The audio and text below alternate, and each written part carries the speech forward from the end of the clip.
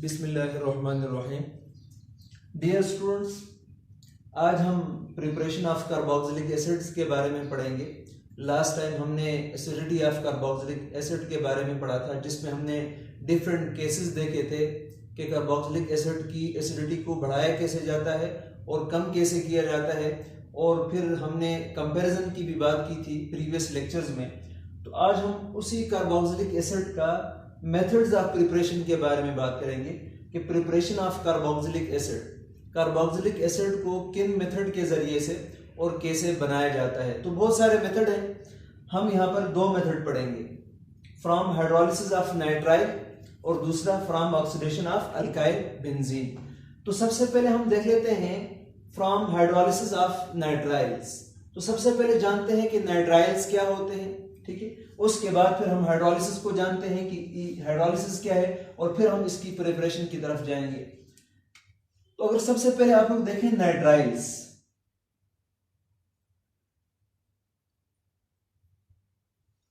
तो नाइट्राइल्स आपके पास क्या है जी, ऑर्गेनिक कंपाउंड्स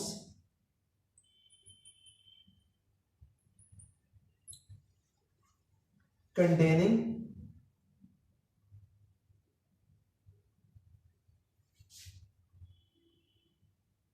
सयानो, मतलब C ट्रिपल बॉन्ड N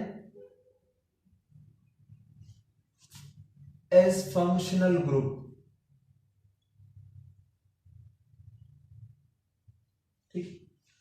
मतलब नाइट्राइल्स ऐसे ऑर्गेनिक कंपाउंड्स हैं जिसमें आपके पास CN मतलब cyano group as a functional group present होता है। तो उसको हम क्या नाम देते हैं, नाइट्राइल्स का नाम देते हैं। क्या नाम देते हैं, नाइट्राइल्स का। फॉर एग्जांपल अगर हम जनरल फार्मूला की बात करें तो आपके पास हम इसको हम अल्काइल ग्रुप के साथ जोड़ सकते हैं। तो आपके पास क्या हो जाएगा, RCN हो जाएगा। तो इसको हम बोलते हैं अल्काइल साइनाइड या अल्काइल नाइट्राइल बोलते हैं, ठीक है। तो नाइट्राइल्स क्या होते हैं, ऐसे ऑर्गेनिक कंपाउंड्स जिसमें CN as a functional group present होगा, तो उसको हम क्या बोलेंगे, नाइट्राइल्स बोलेंगे। और इसको साइनाइड भी कहा जाता है, ठीक है। ये जो नाइट्राइल्स है इसको हम क्या बोलते हैं, आल्सो कॉल्ड एज साइनाइड, ठीक है। इनको हम क्या बोलते हैं, साइनाइड भी बोलते हैं। लेकिन टेक्निकली अगर हम नाइट्राइल्स और साइनाइड को देखते हैं तो इनमें थोड़ा सा डिफरेंस होता है, ठीक है। तो साइनाइड्स क्या होते हैं, मैं यहां पर थोड़ा सा एक्सप्लेन कर लेता हूं। साइनाइड्स, ठीक है ना। इसके अलावा आपके पास नाइट्राइल्स हैं। तो बच्चों साइनाइड्स आपके पास एनी कंपाउंड्स, ठीक है, ये कोई भी कंपाउंड्स होते हैं, that may be, that is वो आपके पास ऑर्गेनिक भी हो सकते हैं, ठीक है ना, एंड इनऑर्गेनिक भी हो सकते हैं, which contain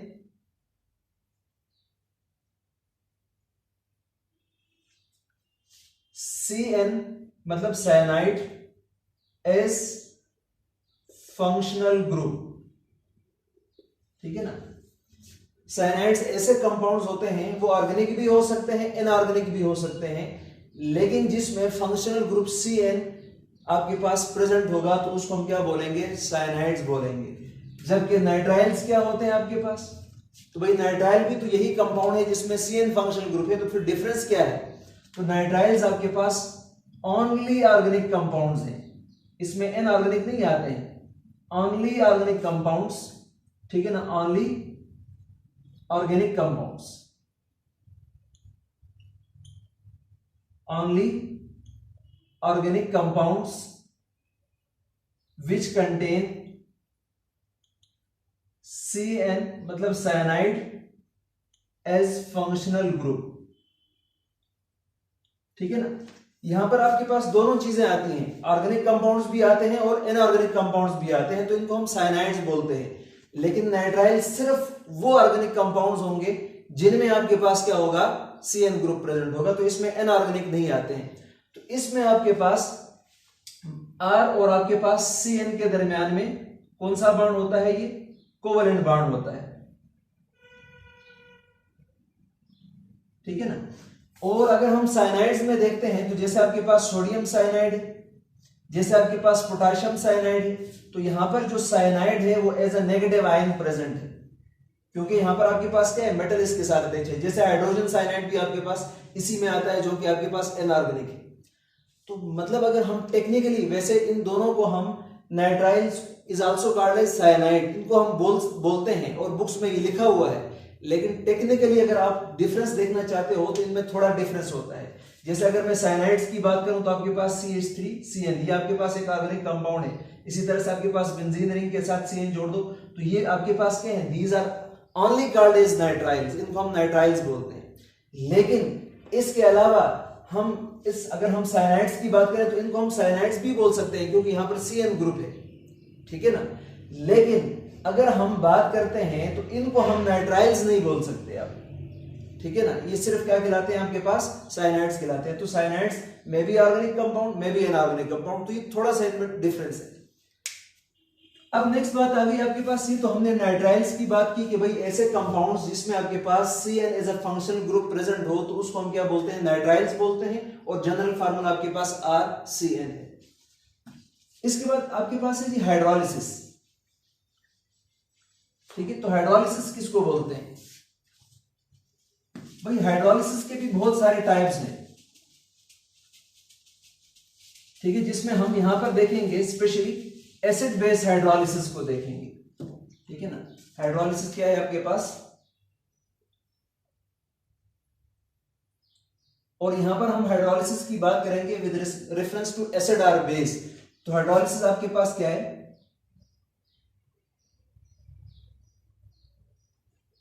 the reaction of an ion with water to produce hydrogen ion or to produce hydroxyl ion or hydronium ion, ठीक है। तो ऐसे रिएक्शंस को हम क्या बोलते हैं, हाइड्रोलिसिस बोलते हैं, ठीक है। एक ऐसा रिएक्शन जिसमें आपके पास कोई आयन वाटर के साथ रिएक्ट करे, या हाइड्रोक्सिल आयन प्रोड्यूस करे या हाइड्रोनियम आयन प्रोड्यूस करे, तो इसको हम क्या बोलते हैं, हाइड्रोलिसिस बोलते हैं। अब ये जो आपके पास हाइड्रोलिसिस है ये दो टाइप्स की है, एक आपके पास है एसिड हाइड्रोलिसिस, ठीक है, और दूसरा आपके पास है बेस हाइड्रोलिसिस, ठीक है। एक एसिड हाइड्रोलिसिस है और दूसरा आपके पास क्या है, बेस हाइड्रोलिसिस है। तो एसिड हाइड्रोलिसिस क्या है, ठीक है। तो एसिड हाइड्रोलिसिस आपके पास the hydrolysis in which an ion reacts with water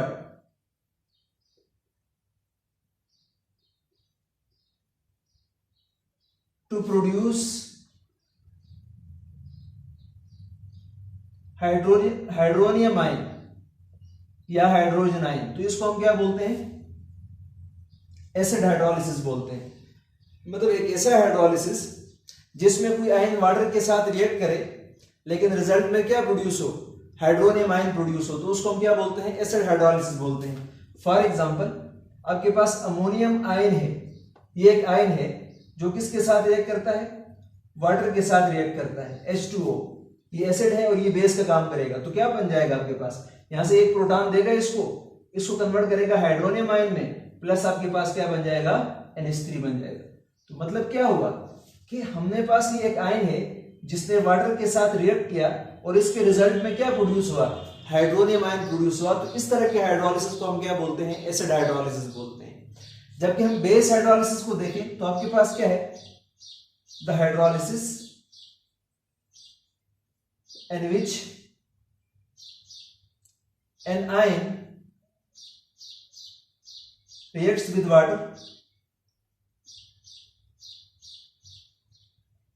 ठीक है ना, एंड प्रोड्यूसेस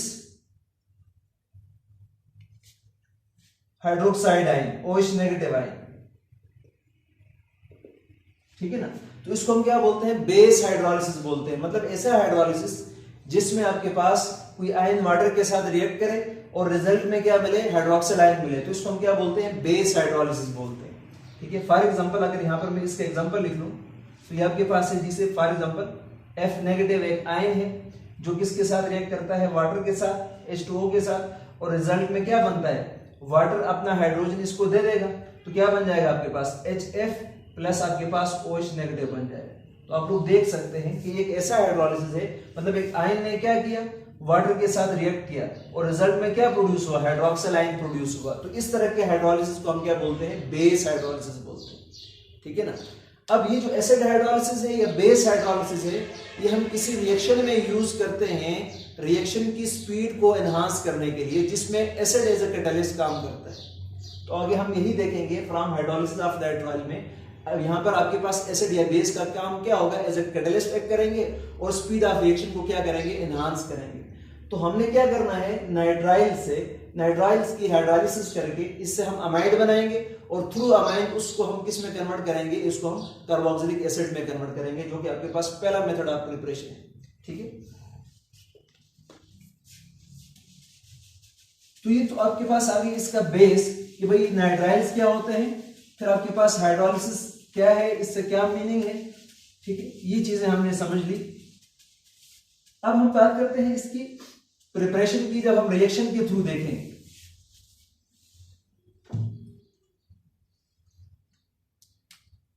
अच्छा, तो भाई याद रखना कि यहां पर हम यूज करते हैं, मैं डायरेक्ट रिएक्शन लिख लेता हूं, रिएक्शन फॉर एग्जांपल आपके पास CH3 CN है, मिथाइल साइनाइड। ठीक है ना, इसको हम एसिड की प्रेजेंस में या बेस की प्रेजेंस में, मतलब एसिड या बेस, एसिड हाइड्रोलिसिस या base hydrolysis in the presence of water, तो पहले ये किस में कन्वर्ट हो जाएगा, CH3 C double bond O और आपके पास NH2 बना लेगा। अब ये चीज आपके पास क्या है, ये आपके पास अमाइड है, तो पहले अमाइड बन जाता है आपके पास। बुक में डायरेक्ट रिएक्शन लिखा हुआ है तो आप लोग इस स्टेप को लिख सकते हैं, ज्यादा अच्छा होगा। इसी तरह से ये आपके पास क्या है, ये नाइट्राइल है। ठीक है ना, जिसको हम मिथाइल साइनाइड बोलते हैं। तो ये CH3 C double bond O और आपके पास NH2 अमाइड में कन्वर्ट हो जाएगा। इसका हम फर्दर प्रोटोनेशन करेंगे H3O पॉजिटिव और थोड़ा हीट करेंगे, तो इससे क्या रिलीज होगा, NH3, ये बन जाएगा CH3 C double bond O, OH में कन्वर्ट हो जाएगा, प्लस आपके पास अमोनिया गैस रिलीज हो जाएगा। ठीक है, तो ये आपके पास टोटल इसका रिएक्शन है। तो भाई हमने क्या करना था, नाइट्राइल को यूज करके, मतलब नाइट्राइल का एसिड या बेस हाइड्रोलिसिस करके इससे हमने क्या बनाना था, कार्बोक्सिलिक एसिड बनाना था। तो ये चीज क्या है आपके पास, दिस इज कार्बोक्सिलिक एसिड। तो यही तो हम प्रिपेयर करने जा रहे हैं। ठीक है ना, हम क्या करेंगे, नाइट्राइल को, जो कि आपके पास मिथाइल साइनाइड है, इसका एसिड या बेस हाइड्रोलिसिस करके पहले इसको हम अमाइड में कन्वर्ट कर देते हैं, इसकी फर्दर प्रोटोनेशन करके हम इसको कार्बोक्सिलिक एसिड में कन्वर्ट कर देते हैं। तो ये आपके पास एक रिएक्शन है जो कि आप लोगों ने इसी तरह से याद रखना है। अब हम इसका मैकेनिज्म भी देखेंगे, लेकिन आप लोगों को मैकेनिज्म की जरूरत नहीं है, आप लोग जस्ट इस रिएक्शन को देखेंगे। मैं शार्ट आपको बता देता हूं, उसी तरह से आप लोगों ने याद रखना है। ठीक है, बाकी मैकेनिज्म में करवाऊंगा समझाने के लिए, लेकिन आप लोगों को करने की जरूरत नहीं है। अगर आप लोग रफ पे लिखना चाहते हो तो जरूर लिखें, लेकिन एग्जाम के लिए जरूरी नहीं है ये।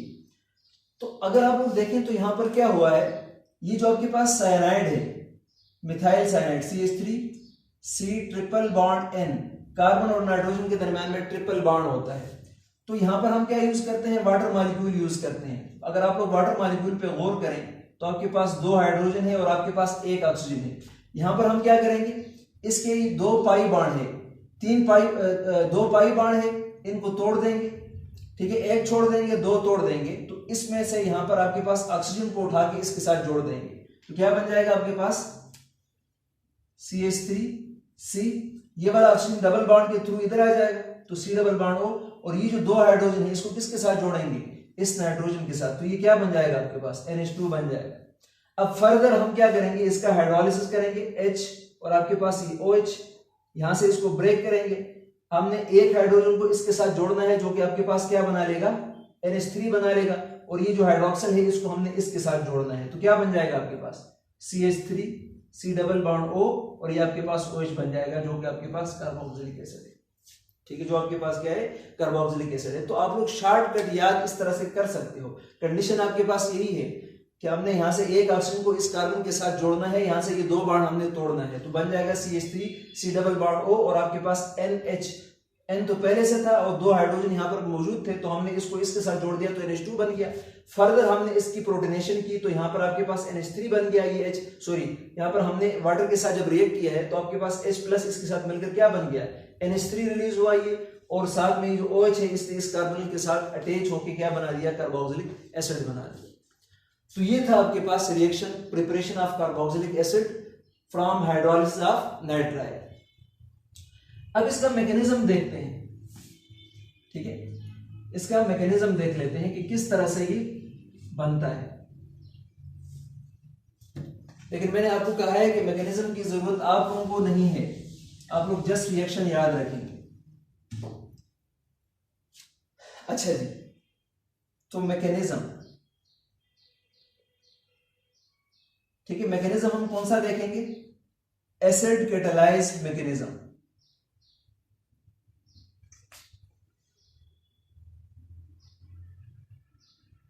मैकेनिज्म बोलते हैं किसी भी रिएक्शन को स्टेप बाय स्टेप डिस्क्राइब करना, कि पहले स्टेप में क्या हुआ, दूसरे स्टेप में क्या हुआ, तीसरे स्टेप में क्या हुआ, ठीक है, ये सारी चीजें स्टेप बाय स्टेप किसी रिएक्शन को डिस्क्राइब करना क्या कहलाता है, मैकेनिज्म कहलाता है। तो ये आपके पास एसिड कैटालाइज मैकेनिज्म है, मतलब आपके पास यहां पर acid as a catalyst use होता है, ठीक है, यहां पर क्या हुआ है, acid as a catalyst use हुआ है। तो हम इसको देख लेते हैं किस तरह से ये रिएक्शन होगा, एसिड कैटालाइज मैकेनिज्म। तो सबसे पहले बच्चों आपके पास क्या है, CH3CN, C triple bond N, ठीक है ना। तो यहां पर हमने कोई एसिड यूज किया है, तो एसिड क्या होता है, जो हाइड्रोजन आयन देता है तो इसको हम क्या बोलते हैं, एसिड बोलते हैं। और आपको पता है यहां पर आपके पास नाइट्रोजन के पास लोन पेयर है, तो ये क्या करेगा, इस प्रोटॉन को अपने लोन पेयर डोनेट करेगा, तो क्या बन जाएगा आपके पास CH3 C triple bond N और H आके इसके साथ अटैच हो जाएगा। लेकिन जब H आके इसके साथ अटैच हो जाएगा तो नाइट्रोजन अपने नॉर्मल वैलेंसी से ज्यादा बॉन्ड बनाएगा, जिसकी वजह से नाइट्रोजन के ऊपर पॉजिटिव चार्ज आएगा। अब यहाँ पर इस प्रोटॉन ने क्या किया, वैसे अगर आप लोग देखें नाइट्रोजन की इलेक्ट्रोनेगेटिविटी ज्यादा है तो इसके ऊपर पार्शियल नेगेटिव, इसके ऊपर पार्शियल पॉजिटिव आता है, ये इलेक्ट्रोफिलिक सेंटर जरूर है, पर ये इलेक्ट्रोफिलिक सेंटर वीक है और वीक न्यूक्लियोफाइल इस पे इजीली अटैक नहीं कर सकता, और अगर करेगा भी तो रिएक्शन बड़ा स्लो होगा, तो बहुत फास्ट रिएक्शन नहीं हो सकता, रेट बड़ा स्लो होता है इस रिएक्शन का। तो हमने क्या किया, हमने यहाँ पर एसिड यूज किया। तो एसिड क्या होता है, जो प्रोटॉन रिलीज करता है, तो ये अपना प्रोटॉन जब इसको देगा तो ये CH3 C triple bond NH और नाइट्रोजन के ऊपर आपके पास पॉजिटिव चार्ज आ रहा है। अब याद रखना, जब कभी भी किसी भी इलेक्ट्रोनेगेटिव एटम के ऊपर अगर पॉजिटिव चार्ज आता है तो उसकी इलेक्ट्रोनेगेटिविटी बहुत ज्यादा इंक्रीज हो जाती है, और जब आपके पास इलेक्ट्रोनेगेटिविटी बहुत ज्यादा इंक्रीज हो जाएगी तो फिर क्या होगा, ये वाला बॉन्ड यहां से यहां शिफ्ट हो जाएगा, एज अ रिजल्ट इस कार्बन की इलेक्ट्रोफिलिसिटी बहुत ज्यादा इंक्रीज हो जाएगी। तो जब इलेक्ट्रोफिलिसिटी बहुत ज्यादा इंक्रीज हो जाएगी तो यहाँ पर वाटर मॉलिक्यूल आसानी से इस पे क्या कर सकता है, अटैक कर सकता है। पहले ये एक वीक न्यूक्लियोफाइल था और इसके सेंटर पे आसानी से अटैक नहीं कर सकता था, बड़ा स्लो रिएक्शन चल रहा था। लेकिन जब हमने एसिड डाला तो इसने इस कार्बन की इलेक्ट्रोफिलिसिटी को एनहांस कर दिया, जिसकी वजह से इस वाटर को इस पे अटैक करना क्या हो गया, बहुत आसान हो गया। तो रिजल्ट में आपको क्या मिलेगा, CH3, ठीक है, और यहां पर अगर आप लोग देखें तो क्या है, C डबल बॉन्ड और आपके पास यहां पर बन जाएगा NH, और यहां पर वाटर आके इसके साथ अटैच हुआ है, तो मैं वाटर को यहां पर लिख लेता हूं। तो वाटर को आप मैंने यहां पर लिख लिया OH2। लेकिन अब जरा गौर करें, दो हाइड्रोजन तो पहले से वाटर के पास मौजूद है, एक बॉन्ड इसने इस कार्बन के साथ बना दिया तो वाटर के 3 बॉन्ड हो गए, एज ए रिजल्ट इस ऑक्सीजन के ऊपर भी एक प्लस चार्ज आ जाएगा, ठीक है ना, इस ऑक्सीजन पे क्या आ जाएगा, एक प्लस चार्ज आएगा। भाई जब अब प्लस चार्ज आएगा तो यहां से ही क्या करेगा, इसको मैं जरा ओपन करके लिख लेता हूं, यहां से ही एक प्रोटॉन को रिलीज कर देगा इस ऑक्सीजन को स्टेबलाइज करने के लिए। तो यहां से क्या रिलीज होगा, एक प्रोटॉन रिलीज होगा। तो प्रोटॉन को मैं यहां पर लिख लेता हूं, ये प्रोटॉन रिलीज हो जाएगा इससे, और क्या बन जाएगा आपके पास CH3 और आपके पास C, ये रह जाएगा आपके पास OH और यहाँ पर आपके पास डबल बॉन्ड और ये आपके पास NH। अब नाइट्रोजन के पास फिर से इसका लोन पेयर आ चुका है। फिर से ये नाइट्रोजन क्या करेगा, ये नाइट्रोजन फिर से इस प्रोटॉन को, मतलब इस नाइट्रोजन की फिर से प्रोटोनेशन होगी। जब इसकी फिर से प्रोटोनेशन होगी तो ये क्या बन जाएगा आपके पास, ये बन जाएगा CH3C और ये आपके पास OH और यहां पर आपके पास फिर से बन जाएगा C डबल बॉन्ड N और ये आपके पास H। फिर से इस नाइट्रोजन के ऊपर प्लस चार्ज आ जाएगा। और अभी हमने ये बात की कि भाई जब नाइट्रोजन के ऊपर पॉजिटिव चार्ज आएगा तो ये इलेक्ट्रोनेगेटिव एटम है, इसकी इलेक्ट्रोनेगेटिविटी और ज्यादा इंक्रीज हो जाएगी। जब इसकी इलेक्ट्रोनेगेटिविटी और ज्यादा इंक्रीज हो जाएगी तो ये क्या होगा, ये वाला बॉन्ड इंटर्न्स यहां से यहां शिफ्ट हो जाएगा और यहां से ये वाला बॉन्ड इधर शिफ्ट हो जाएगा। तो क्या बन जाएगा आपके पास, ये बन जाएगा आपके पास, और ये हाइड्रोजन आगे इसके साथ अटैच हो जाएगा। तो ये बन जाएगा CH3C और यहां पर बन जाएगा डबल बॉन्ड O। अब ये वाला हाइड्रोजन जब यहां पर अटैच हो जाएगा तो ये क्या बन जाएगा आपके पास, NH2 बन जाएगा और ये बन गया आपके पास अमाइड। ठीक है ना। तो हमने नाइट्राइल का हमने हाइड्रोलिसिस किया, ठीक है ना, प्रोटोनेशन की और ये आपके पास अमाइड तक हम पहुंच गए। तो यहां से हमने स्टार्ट किया, यहां तक हम पहुंच गए, ये वाला स्टेप यहां से यहां तक पहुंच गए। अब हमने अमाइड का फर्दर प्रोटोनेशन करना है और उसको किस में कन्वर्ट करना है, कार्बोक्सिलिक एसिड में कन्वर्ट करना है। तो फर्दर हम इसका क्या करेंगे, प्रोटोनेशन करेंगे। ठीक है, तो क्या बन जाएगा आपके पास, मैं यहां पर फिर से लिख लेता हूं, ये आपके पास H+, तो ये क्या बन जाएगा आपके पास, इसके पास लोन पेयर मौजूद है ऑलरेडी। तो ये क्या बन जाएगा आपके पास CH3 C double bond O और ये आपके पास NH2 है। ठीक है ना। अब ये क्या करेगा, ये वाला नाइट्रोजन फिर से इस प्रोटॉन को ऑब्स्ट्रक्ट करेगा, इसकी फिर से प्रोटोनेशन होगी और जब इसकी फिर से प्रोटोनेशन होगी तो ये आपके पास किस में कन्वर्ट हो जाएगा, ये कन्वर्ट हो जाएगा आपके पास किस में, NH3+ में कन्वर्ट हो जाएगा। और यहां पर आपके पास वाटर मॉलिक्यूल, तो चूंकि हमारे पास मीडियम क्या है, सॉल्वेंट वाटर को यूज किया हमने, तो वाटर तो यहां पर मौजूद है, यहां से वाटर इस कार्बोनिल पे अटैक करेगा।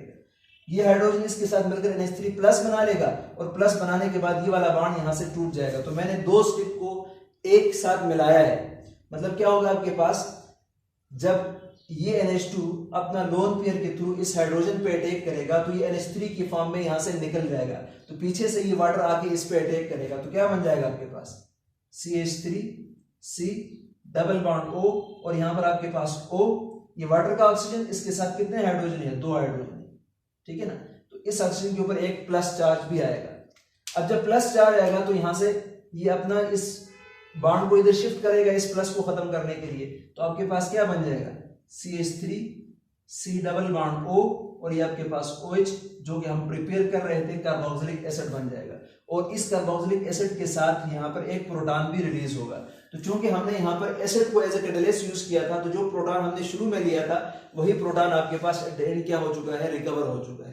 तो यही था आपके पास, पहले हमने नाइट्राइल से क्या बनाया, अमाइड, और अमाइड की से फर्दर हमने इसकी प्रोटोनेशन करके इससे क्या बनाया, कार्बोक्सिलिक एसिड, और साथ में आपके पास क्या रिलीज हो गया, अमोनिया, जो कि यहाँ पर मैंने शो किया होगा। ठीक है, तो यहां से आपके पास क्या होगा, NH3 रिलीज हो जाएगा। तो ये इसका मैकेनिज्म है। पहले हम अल्काइल साइनाइड की प्रोटोनेशन करेंगे, इससे ये बन जाएगा और यहां से ये वाटर इस पर अटैक करके आपके पास ये इंटरमीडिएट बन जाएगा।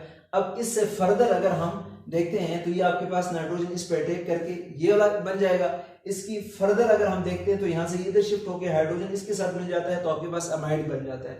अब अमाइड की फर्दर प्रोटोनेशन करोगे तो NH2 अमोनिया में कन्वर्ट हो जाएगा, ये यहां से निकल जाएगा। तो पीछे कार्बन पे पॉजिटिव चार्ज, इसको वाटर के साथ रिएक्ट किया जाएगा, तो वाटर के साथ रिएक्ट करके क्या बना लेगा, O पॉजिटिव ऑक्सोनियम आए। अब यहां से एक प्रोटॉन और रिलीज होगा और आपके पास ये किसमें कन्वर्ट हो जाएगा, कार्बोक्सिलिक एसिड में। तो अगर इस मैकेनिज्म को आप लोग याद करना चाहते हो तो जरूर याद रखें, लेकिन ये जरूरी नहीं है आप लोगों के लिए। तो वो जो रिएक्शन हमने सिंपल लिखा हुआ था वही रिएक्शन आप लोगों के लिए काफी है। तो ये आगे आपके पास पहला मेथड जिसके जरिए से हमने कार्बोक्सिलिक एसिड को प्रिपेयर किया, जो कि आपके पास हाइड्रोलिसिस ऑफ नाइट्राइल था। अब दूसरा आपके पास क्या है, from oxidation of alkyl benzene, from oxidation of alkyl benzene.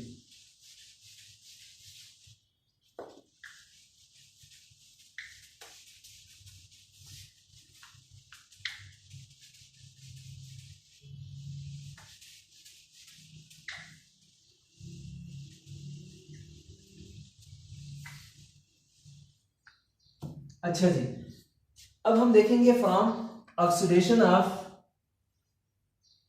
Alkyl benzene. तो मैं यहां पर लिख लेता हूं इसको। ऑक्सीडेशन का आपको पता ही है, एडिशन ऑफ ऑक्सीजन को हम क्या बोलते हैं, ऑक्सीडेशन, और रिमूवल ऑफ हाइड्रोजन को हम क्या बोलते हैं, ऑक्सीडेशन बोलते हैं। तो ये तो आपके पास आ गई इसकी डेफिनेशन। अब हम क्या करते हैं, आपके पास लेट सपोज ये बेंजीन रिंग है और इसके साथ कोई अल्काइल ग्रुप अटैच है, तो इसको हम क्या बोलते हैं, अल्काइल बेंजीन बोलते हैं। ठीक है, इसी तरह से अगर आप लोग इसको देखें, ये बेंजीन रिंग और ये आपके पास CH2 और ये आपके पास CH3, तो ये भी आपके पास क्या है, बेंजीन रिंग है। इसी तरह से फिर आपके पास ये बेंजीन रिंग और ये आपके पास CH, CH3, CH3, ये भी आपके पास अल्काइल बेंजीन है। ठीक है, इसी तरह से एक और लिख लेते हैं, ये आपके पास बेंजीन रिंग, CH3, CH3 और ये आपके पास CH3। अब ये टर्शरी ब्यूटाइल बेंजीन है, ठीक है ना, और ये आपके पास आइसोप्रोपाइल बेंजीन है, और ये आपके पास इथाइल बेंजीन है, और ये आपके पास मिथाइल बेंजीन है, जिसको हम टॉल्यूइन भी बोलते हैं। तो ये सारे के सारे आपके पास क्या है, दीज आर अल्काइल बेंजीन। ये आपके पास क्या है, अल्काइल बेंजीन है। हमने इसकी ऑक्सीडेशन करनी है, इसकी क्या करनी है, ऑक्सीडेशन, और ऑक्सीडेशन करनी है in the presence of strong oxidizing agent. ठीक है ना, अल्कलाइन स्ट्रॉन्ग ऑक्सीडाइजिंग एजेंट, जैसे आपके पास क्या है, KMnO4, ठीक है ना, और साथ में हम क्यों बेस यूज करेंगे, KOH वगैरह। ठीक है, ये स्टेप नंबर 1 है।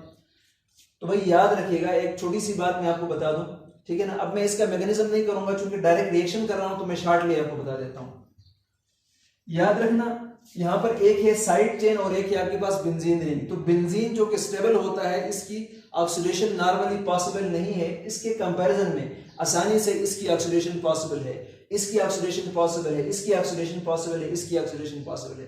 तो बेंजीन रिंग की इटसेल्फ ऑक्सीडेशन नहीं होगी, बल्कि इसके साथ जो साइड चेन अटैच होते हैं, इसकी ऑक्सीडेशन होती है।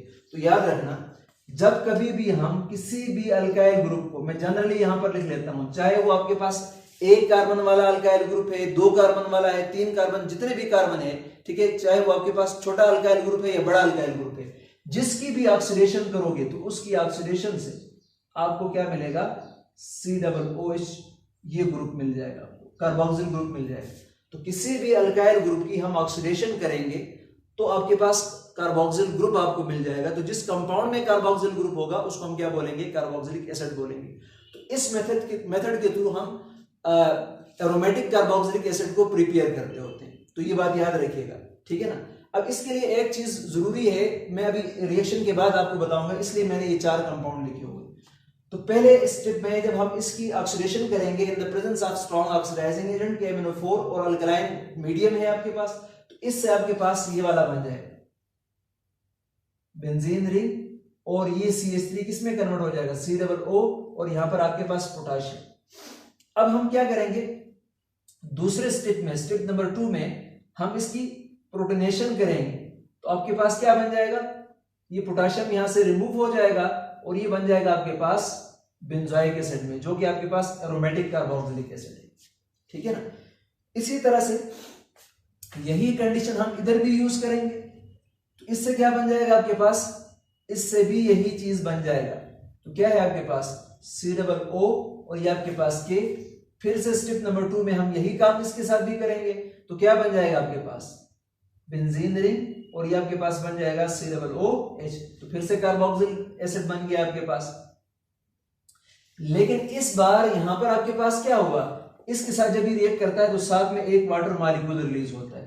तो यहां पर आपके पास चूंकि 2 कार्बन है, तो इसलिए एक इसमें कन्वर्ट हो जाएगा, CO2 में कन्वर्ट हो जाएगा, प्लस आपके पास H2O बन जाएगा।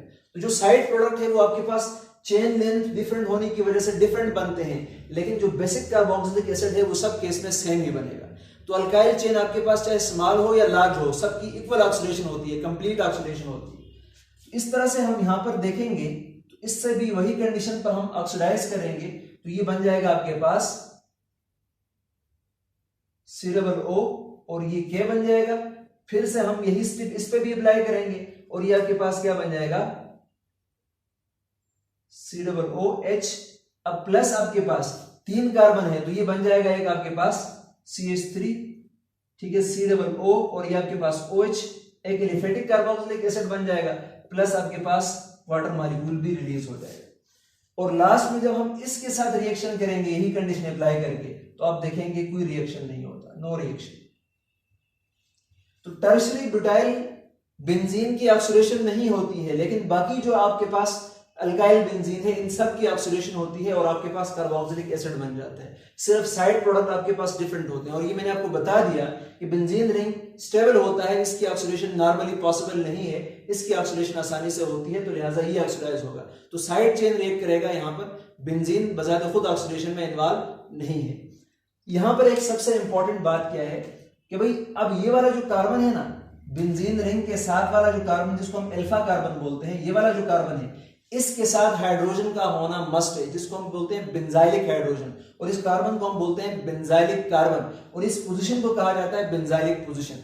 तो याद रखिएगा इस कार्बन के ऊपर कम से कम एक हाइड्रोजन का होना लाजमी है। तो जब हाइड्रोजन होगा तो इसकी ऑक्सीडेशन होगी। तो यहां पर आप लोग देखें 3 हाइड्रोजन है, इधर भी आपके पास 2 हाइड्रोजन है, इधर 1 हाइड्रोजन है, लेकिन यहां पर अगर आप लोग गौर करें तो कोई सिंगल हाइड्रोजन भी नहीं है, इसके साथ डायरेक्ट कार्बन अटैच है। तो जब हाइड्रोजन नहीं है बेंजाइलिक हाइड्रोजन, तो उसकी ऑक्सीडेशन भी पॉसिबल नहीं होती है। तो याद रखना आपके पास जब हम अल्काइल बेंजीन की ऑक्सीडेशन करेंगे in the presence of KMnO4 alkaline, तो फिर बेंजाइलिक की आपके पास जो साइड चेन है उनकी ऑक्सीडेशन होती है। साइड चेन कोई भी हो आपके पास, जैसे यहाँ पर मिथाइल, इधर इथाइल, इधर आपके पास आइसोप्रोपाइल, इधर आपके पास टर्शरी ब्यूटाइल, ये ग्रुप मौजूद है, लेकिन अब यहाँ पर इसकी नहीं पॉसिबल है क्योंकि यहाँ पर हाइड्रोजन नहीं है। बाकी इन तीनों की ऑक्सीडेशन पॉसिबल है और सबसे आपके पास क्या बन जाएगा, बेंजोइक एसिड मिल जाएगा। और जो साइड प्रोडक्ट है वो आप लोग देख सकते हैं, वो थोड़े थोड़े क्या हो जाते हैं, चेंज हो जाते हैं। तो ये हमारे पास 2 मेथड थे जिसके जरिए से हमने कार्बोक्सिलिक एसिड को प्रिपेयर किया। इंशाल्लाह ताला नेक्स्ट लेक्चर में हम इसके रिएक्शंस देखेंगे कि कार्बोक्सिलिक एसिड रिएक्ट कैसे करता है, इसकी रिएक्टिविटी को देखेंगे। तो आप लोगों ने शुरू से लेकर एंड तक इसको जरूर देखना है और अपने पास एक एक पॉइंट करके हेडिंग्स की फॉर्म में नोट भी करना है। Thank you very much.